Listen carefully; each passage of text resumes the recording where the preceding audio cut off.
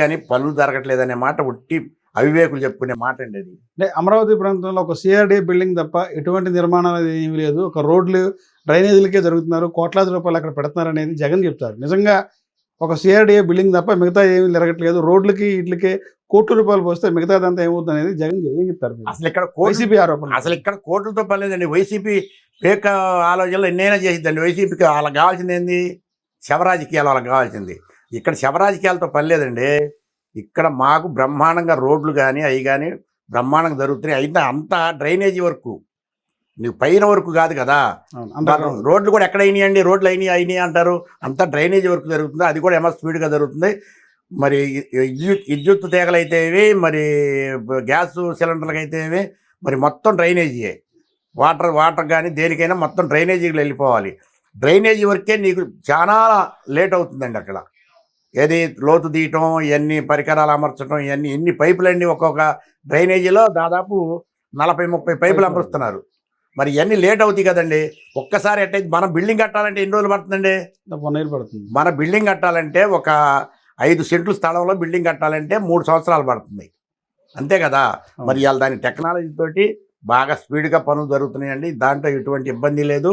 పోతే మా రైతులు ఫ్లాట్లో కూడా చేస్తున్నారండి. ఈ ప్లాట్ల విషయంలో ఒక రకమైనటువంటి ప్రచారం ఉంది. కూటమి ప్రభుత్వ అధికారంకి వచ్చి 2 ఏళ్ళు అయింది. ఇంతవరకు రైతులు రిటర్నబుల్ ప్లాట్లే దిక్కు లేదు. ఇంకా అమరావతి ఏం కడతారని చెప్తారు. పదే చెప్తారు. నిజంగా మీకు ఏదైతే రైతులకు భూములు ఇచ్చిన రైతులు అవుతున్నారో, రైతులు ఇచ్చినటువంటి భూములకు సంబంధించిన ఆ విషయానికి సంబంధించి రిటర్నబుల్ ప్లాట్లు ఏం చెప్తారు? రిటర్నబుల్ ప్లాట్ల గురించి చెప్పడం అంటే, ఇప్పుడు వాళ్ళు ఎక్కి 2 సంవత్సరాలు అయింది. వాస్తవం నిన్నటితో 2 అయింది. 2 అయిన తర్వాత మళ్ళీ దాన్ని ఇదంతా చిట్టడివి చేశాడు జగన్మోహన్ రెడ్డి 5 సంవత్సరాల్లో. మరి అడివంతా బాగు చేయాలి కదండి. అది దాదాపు 3 నెలలు 4 నెలలు అది పట్టింది. 4 నెలలు పట్టింది. మళ్ళీ కాంట్రాక్టర్లని, మరి గతంలో పోయిన కాంట్రాక్టర్లని, కొత్త కాంట్రాక్టర్లు పిలిచి వాళ్ళందరికీ ఎవరికి వాళ్ళకి పంచిచ్చేదలకి అది ఒక 4-5 నెలలు పోయింది. దాదాపు 10 నెలలు వృధాగా పోయిందండి. ఏది జగన్మోహన్ చేసిన అరాచకానికి రోడ్లు కూడా ధ్వసం చేశారండి. కొన్ని తార్ రోడ్లు అయితే పగలగొట్టారు. మరి అట్లాంటివి మొత్తం చేసేటప్పటికి మరి సంవత్సరం వెళ్ళిపోయింది. ఇప్పుడు సంవత్సరం చేస్తున్నారు. కావాలంటే రమ్మనమనండి. ఏ బిల్డింగ్ లాగినాయో ఇక వచ్చే ఆగస్టు నుంచి మొత్తం ఓపెనింగ్లు జరుగుతాయి. ఇక ఇప్పుడు కట్టడాలు అయితే అయిపోవచ్చాయి. చివరి దశలో ఉన్నాయి. కొన్ని కట్టడాలు అయితే అయిపోవచ్చినాయి. మొత్తం ఓపెనింగ్లు జరుగుతాయండి. ఎమ్మెల్సీ కానీ ఎమ్మెల్యేలు కానీ మొత్తం ఏదైనా సరే వచ్చి చూసుకోమన్నాడు. అపార్ట్మెంట్లు మొత్తం. రిటర్నబుల్ ప్లాట్ల విషయంలో రైతులు అసంతృప్తిగా ఉన్నారనేది ఒక ప్రచారం. నిజంగా మీరంతా అసంతృప్తిగా ఉన్నారా? నేను కాంగ్రెస్ వాడినే కదండి. నేను అసంతృప్తిగా ఉంటే నేను చెప్తానుగా. చంద్రబాబు ఏమన్నా దాచిపెట్టగా చంద్రబాబు వర్కుని, లేకపోతే ఇంకొక వర్కుని దాచిపెట్టినా, లేకపోతే పవన్ కళ్యాణ్ వర్కుని దాచిపెట్టగా బ్రహ్మాండంగా వర్కులు జరుగుతాయి. రిటర్నబుల్ ప్లాట్లు అంటే మరి ఇప్పుడు ఈ 4 నెలల నుంచి జోరుగా పనులు సాగినాయి.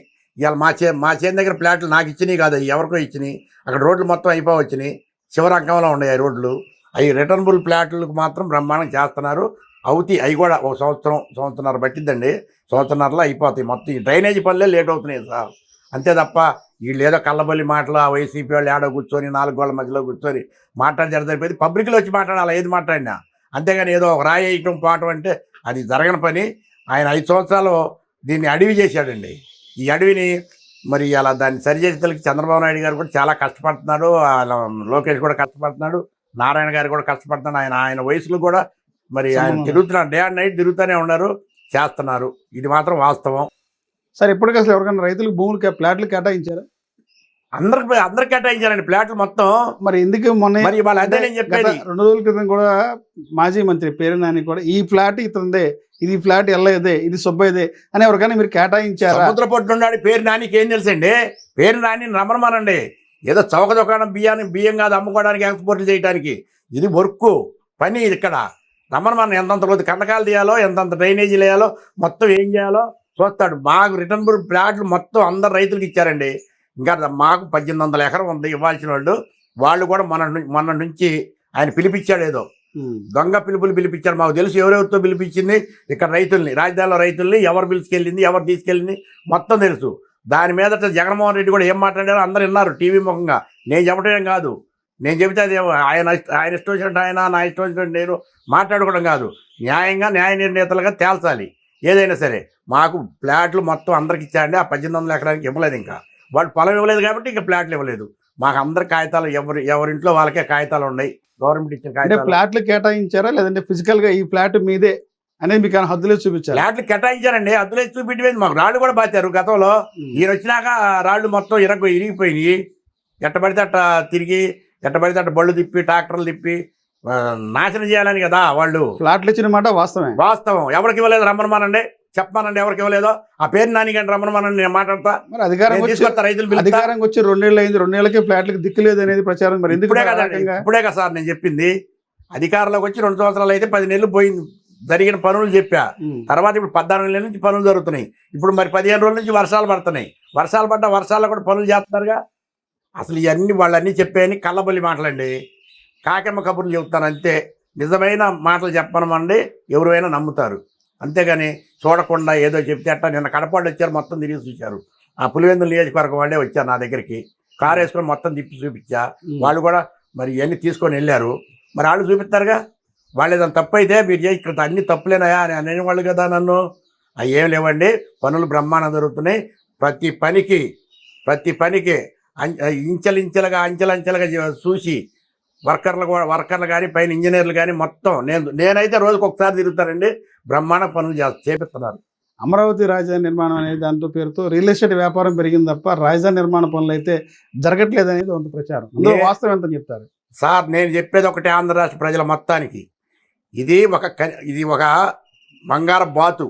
ఈ అమరావతి అనేది ప్రజలను నమ్మండి, నా మాటగా నమ్మండి. నేను ఒక రైతునే. నేను ఎన్నాలంటే నేను విజయసాయి రెడ్డి లాగనో, లేకపోతే పేరు నాని లాగనో, కొడాల నానికి లాగనో చెప్పట్లా. నేను ఉండ వాస్తవం చెబుతున్నా. ఇది ఒక బంగారు బాతు. ఇది టైం పట్టిద్ది అంతే తప్ప నీకు ఎమ్మటే కావాలంటే అన్నం తినగానే అన్నం అరిగిద్దా? అరగదు కదా. వాస్తవాలు తెలుసుకోమంటున్నా నేను చెప్పేది. వైసీపీ వాళ్ళు కూడా వాస్తవాలు తెలుసుకొని మాట్లాడండి, ఎవరు మాట్లాడినా సరే. అంతేగాని అనవసరంగా చంద్రబాబు నాయుడు మీద, లోకేష్ బాబు మీద, పవన్ కళ్యాణ్ మీద బురదలటం కాదు. వాళ్ళు వర్క్ చేస్తున్నారా చేయట్లేదా? ఇలా చేస్తున్నారు కాబట్టి నేను చెబుతున్నాం, కాంగ్రెస్ వాదిగా కూడా. లేకపోతే చెప్పాల్సినంత అవసరం నాకు లేదుగా. చూడమనండి వచ్చి రాజధానిలో వాళ్ళు వచ్చి 4 రోజులు నేను తిప్పుతా రమ్మనమానండి. వాళ్ళు మొత్తం అంతా జంగిల్ చేసిన రాజధానిని మళ్ళీ పునఃప్రారంభించారండి. చెప్పాలంటే ఒక మాటలో. మీరు జంగిల్ అంటున్నారు, జంగిల్ రాజా ప్రభుత్వం నడుస్తున్న పక్క వైసీపీ చెప్పింది. ఏది జంగిల్ అంటే ఏదంటారు? వైసీపీ జంగిల్ రాజా ప్రభుత్వం. నేనే చెప్తున్నా. నేను కాంగ్రెస్, ఇప్పుడు రాజశేఖర అభిమాని నేనే చెప్తున్నా. జంగిల్ చేసింది వాళ్ళు, నానా బడ్జెట్ చేసింది వాళ్ళు, తారు రోడ్లు పగలగొట్టింది వాళ్ళు, ఎక్కడక్కడ గుల్లగొల్ల చేసింది వాళ్ళు ఎంపీలు, వాళ్ళ ఎమ్మెల్యేలు, వాళ్ళ మినిస్టర్లు. ఎవడు చేశాడండి ఇక్కడ? రాజధానిలో ఒక్క ఇటుక పెట్టాడా? 3 రాజధానులని ప్రగల్భాలు పలికాడు. మళ్ళీ ఏం చెబుతాడు? అసలు రాష్ట్రానికి రాజధాని అవసరం లేదు, దేశానికి రాజధాని కావాలన్నాడు. మరి రాజధాని అవసరం లేనివాడు ఆ రోజు ఎందుకు చెప్పావు? 3 రాజధానులు ఎందుకు పెట్టావు నువ్వు? నీకు దగ్గర ఇంగిత జ్ఞానం ఉందా? ఇంగిత జ్ఞానం ఉన్నాడు ఇన్ని మాటలు మాట్లాడతావు నువ్వు. నిన్నగా మనం చెబుతున్నావు ఎక్కడ వైజాగ్లో ఏం చెప్తున్నా? ఇంకా కళ్ళు పుచ్చుకొని కద్దేసి 3 సంవత్సరాలు అయ్యింది.